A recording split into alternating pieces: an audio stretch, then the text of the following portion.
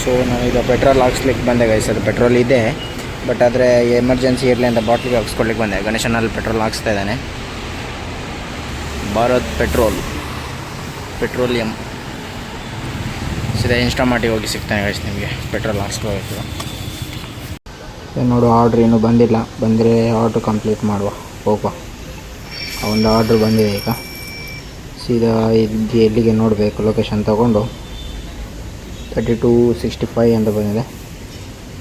Order ಇದು ಮಾಡ್ಕೊಂಡು ಸೀದಾ ಹೊರಟು ಈಗ ನೋಡುವ. ಸೊ ಹಲೋ ಗೈಸ್, ಈಗ ನಾವು ಸ್ವಿಗ್ಗಿ ಮಾಡಲಿಕ್ಕೆ ಬಂದ್ವಿ. ಈಗ ಬ್ಲೂಬೆರಿ ವರ್ಲ್ಡ್ಸಿಗೆ ಒಂದಿತ್ತು, ಆದರೆ ಸ್ವಿಗ್ಗಿಯವರು ಸ್ಟ್ರೈಕ್ ಮಾಡ್ತಾ ಇದ್ದಾರೆ. ನಮಗೆ ಗೊತ್ತಿಲ್ಲ, ಆರ್ಡ್ರ್ ರೇಟ್ ಇದಕ್ಕೆ ಕಮ್ಮಿ ಆಗಿದೆ ಅಂತ ಕಂಪ್ಲೇಂಟ್ ಮಾಡ್ಲಿಕ್ಕೆ ಹೋಗಿದ್ದಾರೆ. ಇದೊಂದು ಬ್ಲೂಬೆರಿದು ಒಂದು ಕೊಟ್ಟು, ಎಮರಾಲ್ಡ್ದು ಒಂದಿದೆ, ಅದನ್ನು ಕೊಟ್ಟು ಸೀದಾ ರೂಮಿಗೆ ಹೋಗ್ತೆ. ನಾಳೆ ಸಿಗ್ತೇನೆ ನಿಮಗೆ, ಬೈ. ಸ್ವಿಗ್ಗಿಯವರು ಯಾಕೋ ಡೆಲಿವರಿ ಮಾಡ್ತಾಯಿಲ್ಲ, ಯಾಕಂದರೆ ಅವ್ರಿಗೆ ಚಾರ್ಜ್ ಎಲ್ಲ ಕಮ್ಮಿ ಬರ್ತಾಯಿದೆ, 5 ರೂಪಾಯಿ 7 ರೂಪಾಯಿ ಎಲ್ಲ ಬರ್ತಾಯಿದೆ ಅಂತ ಕಂಪ್ಲೇಂಟ್ ಮಾಡಿದ್ರು ಇನ್ಸ್ಟಾಮಾರ್ಟಿಗೆ. ಅದಕ್ಕೋಸ್ಕರ ನಾನೀಗ ಹೋಗ್ತಾಯಿದ್ದೀನಿ ಗೈಸ್. ನಾನು ಈಗ ಇಲ್ಲಿಗೆ ಬಂದೆ, ಇನ್ಸ್ಟಾಮಾರ್ಟ್ ಅಂದ್ಕೊಂಡಿದ್ದೆ. ಇನ್ಸ್ಟಾಮಾರ್ಟ್ ಮಾಡ್ತಾಯಿಲ್ಲ ನಾನು. ನೋಡು, ಇದ್ರ ಬಗ್ಗೆ ನಿನ್ನೆನೂ ಗಲಾಟೆ ಆಗಿದೆ ಅಂತ. ಇವತ್ತು ನಾನು ಸಂಡೇ ಬಂದಿರೋದು. ನೋಡು ಏನಾಗುತ್ತೆ.